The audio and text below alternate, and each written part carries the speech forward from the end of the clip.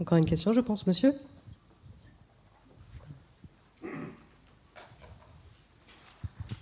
Michel Berry, École de Paris du management.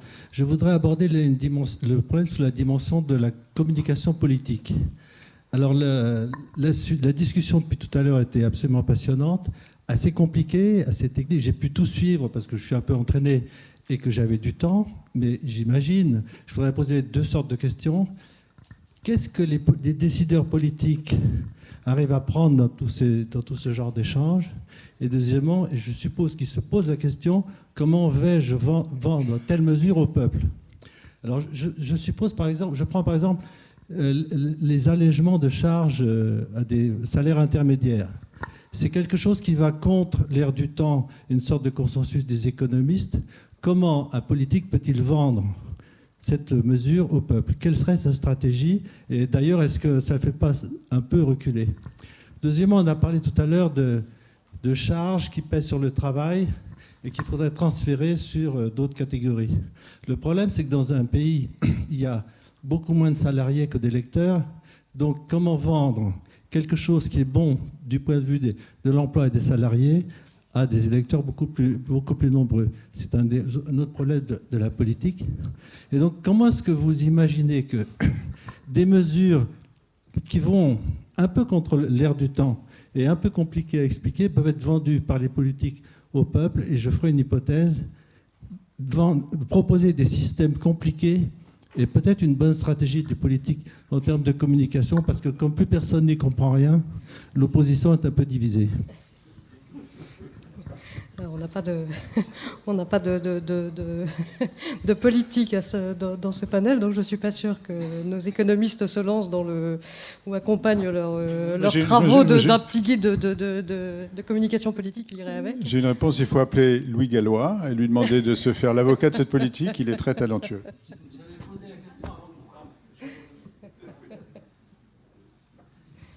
Mais on peut espérer quand même que certaines décisions politiques soient appuyées sur des travaux d'économistes, fut-il parfois compliqués.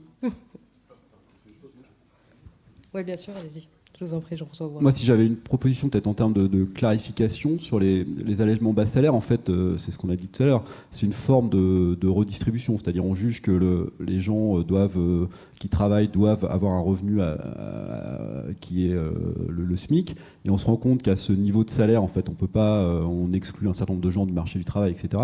Et donc on allège les charges, et donc on fait une sorte de redistribution. C'est comme si on complétait le salaire des gens.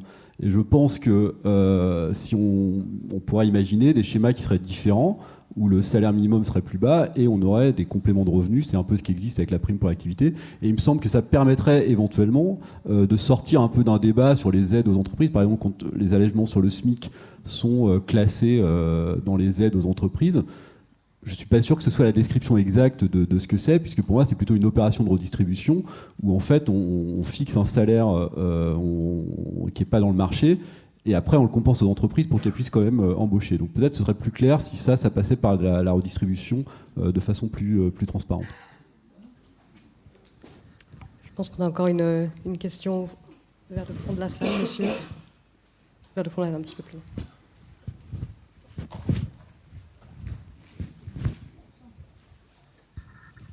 Oui, bonjour, Dominique Bournonville. C'est une suggestion, mais je pense quand même qu'il y a une réaction possible maintenant. Quand j'étais donc étudiant il y a un certain temps, une idée de monnaie fondante était présentée de façon extrêmement rare par les universitaires. Il y avait par exemple un économiste italien qui s'appelle Silvio Gesell qui avait théorisé ça il y a donc un peu plus d'un siècle, et c'était une idée du Luberlu. Et là, notamment à cause des critères de Berne, je crois, et là aussi des problèmes de haut de bilan, c'est quelque chose qui est devenu depuis quelques mois, on va dire, courant au niveau des emprunts étatiques. Voilà. Donc il y a des taux d'intérêt négatifs qui se sont introduits peut-être un peu subrepticement, mais qui sont vraiment une pratique quotidienne. Alors la question est suivante, est-ce que, en faisant un lien avec les fonds de la formation professionnelle dont tout le monde connaît certains avatars, est-ce qu'il n'y aurait pas là un axe intéressant en faisant en sorte que les fonds dédiés à la formation professionnelle, éventuellement en étant augmentés, puisque Ça permet aussi des reconversions. Donc, quelqu'un qui n'aurait pas eu de bac+6 à son embauche initiale en CDI pourrait être amené à après faire une formation sur des nouveaux secteurs aussi, des secteurs émergents, etc., etc. Et vous voyez l'idée, c'est-à-dire qu'en fait, si on continue à avoir des problèmes, on va dire, de thésaurisation sur les fonds de formation professionnelle, ça disparaît. Alors après, je ne sais pas comment les comptables traduiront une formation professionnelle fondante dans leur tableau, mais quelque part, c'est de l'intendance, comme disait un homme politique très connu. Donc voilà, est-ce que là, il n'y aurait pas une piste effectivement assez complexe, mais dont l'efficience, en fait, pourrait être tout à fait conséquente en période de chômage? Je ne suis pas sûre que nos panélistes aient planché aussi sur la réforme de la formation professionnelle, qui est un autre et un vaste débat. Nous planchons sur le compte personnel d'activité, Oui. qui est l'idée de créer un compte qui... Enfin, il y a différentes versions, on est en train de réfléchir, mais notamment avec l'idée d'y loger des droits à formation qui soient donc attachés à personne, portables, éventuellement avec de la fongibilité entre différents droits. Mais vous ne voulez surtout pas que ce soit fondant, ça. Vous voulez qu'au contraire, que ça reste, que vous puissiez l'utiliser justement avec après une durée qui peut être longue parce que ça dépend des changements de la vie professionnelle, des accidents de la vie professionnelle. Donc vous ne voulez surtout pas que ce soit fondant. La monnaie fondante, c'est parce qu'on voulait que les gens consomment tout de suite. Donc vous leur donnez quelque chose qui se périme 1 an après ou 3 mois après. Et donc là, vous êtes sûr qu'effectivement, ils vont le convertir en bien et donc ça va faire de la consommation. Là, au contraire, vous voulez plutôt que ça puisse être thésaurisé, en tout cas pendant un certain temps. Très bien. Avons-nous d'autres questions? Oui, monsieur? Laurent Rabaté, UMM. Je voudrais revenir à un aspect un petit peu méthodologique du débat sur les contradictions entre économistes et entre modèles.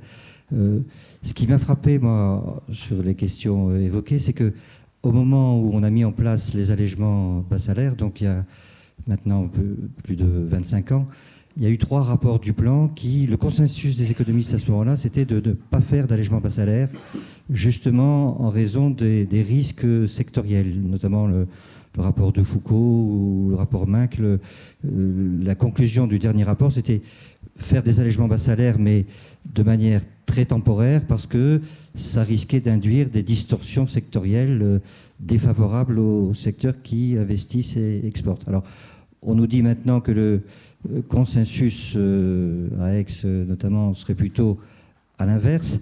Mais et je crois que c'est un des intérêts du travail, c'est un consensus qui me paraît, moi, relativement indifférent aux questions sectorielles. Enfin, je pense que les travaux, notamment sur les outils du ministère des Finances, sont des outils extrêmement globaux et encore une fois, très, très soucieux du court terme, et la discussion de tout à l'heure.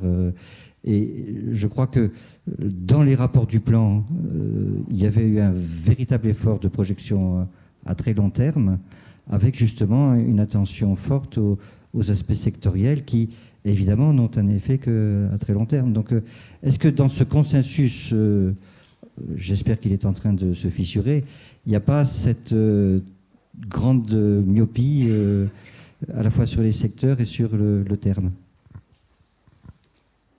C'est vrai qu'on dit souvent aussi que le parti qui est peut-être le vôtre, Gilles Coleda, de démontrer cette efficacité des éléments sur les salaires intermédiaires. On dit souvent que c'est le combat de l'industrie et seulement de l'industrie. Est-ce qu'on a vraiment ce prisme sectoriel qui influe extrêmement fortement? Oui, mais alors, si vraiment on doit parler de secteur, je ne pense pas que la bonne entrée, ce soit de se dire, au fond, est-ce que ça va aider l'industrie, quoi. Je crois que l'intérêt d'un modèle multisectoriel, alors Nemesis a une 30aine de secteurs, alors c'est vrai qu'il y a un focus sur 15 secteurs industriels, c'est d'essayer d'avoir un niveau de granularité qui va nous renvoyer des informations qu'effectivement, traditionnellement, on n'a pas forcément dans les outils d'analyse qu'on peut utiliser pour évaluer ça. Il nous est apparu à un moment qu'effectivement, ça renvoyait une information qui était intéressante sur les différentiels de formation d'emploi en fonction des secteurs et en fonction des ciblages d'allègement. Donc l'idée de la note, c'est de dire, ben voilà, il y a quand même un sujet, le ciblage sur les allègements, rappelons-nous quand même qu'il a des conséquences sur quel type de secteurs vont être favorisés, quel type d'emploi. Et le ciblage intermédiaire, alors effectivement, il est favorable en partie à l'industrie, d'où l'effet un peu de compétitivité et d'amélioration de la balance commerciale qu'on trouve, mais il est également favorable à un certain nombre d'autres secteurs, et on l'a rappelé, de services à haute valeur ajoutée. Donc on va avoir globalement un processus de montée en gamme pour l'ensemble de l'économie. Et notamment, quand on regarde ça, il y a ce qu'on a appelé l'effet de composition, c'est-à-dire que si vous créez de l'emploi dans les secteurs où on a traditionnellement une productivité supérieure à la productivité moyenne de l'économie, eh bien ce processus, il va avoir tendance à être beaucoup plus pérenne parce que la hausse de la productivité va vous permettre de contrecarrer les effets d'inflation salariale qu'on a pu décrire. Très bien. Je crois que... Une dernière question dans la salle. Oui, monsieur.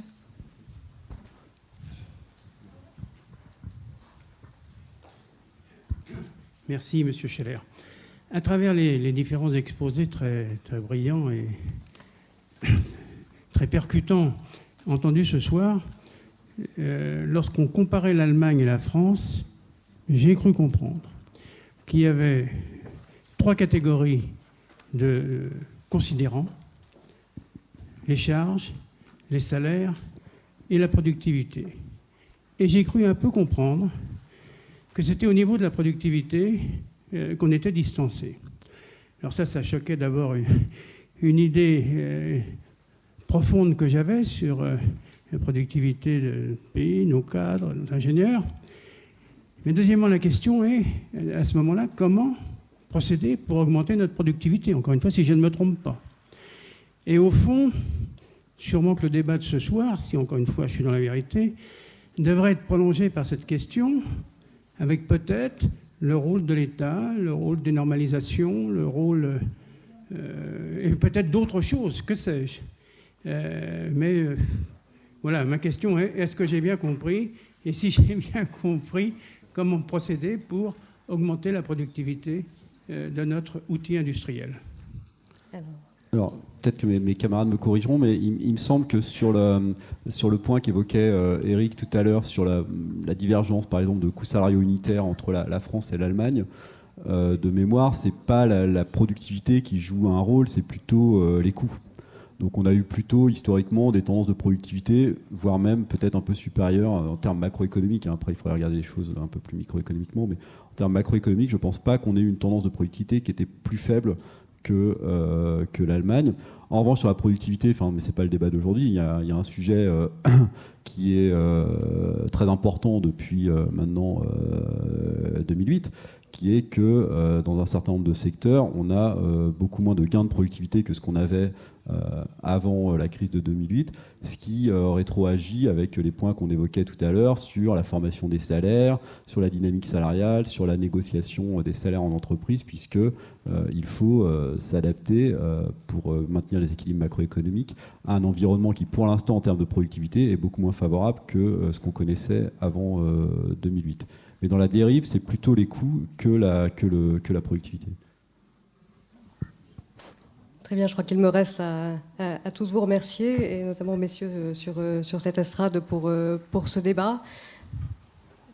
Peut-être, Monsieur Rank veut peut-être dire quelques mots de conclusion. On va vous passer un micro, Monsieur Rank. Trois petits mots. Premièrement, je voudrais remercier tous nos invités d'avoir conduit ce débat. Vous remerciez-vous, Madame Maillard, de l'avoir conduit avec clarté et en évitant que les protagonistes ne viennent aux mains, donc bravo. Remercier bien sûr tous les participants. Vous dire que les débats se trouveront par écrit et je crois par vidéo sur le site de la Fabrique Chaumonde CO Rexecode au moment de la Fabrique très prochainement, dans le mois qui vient, je pense.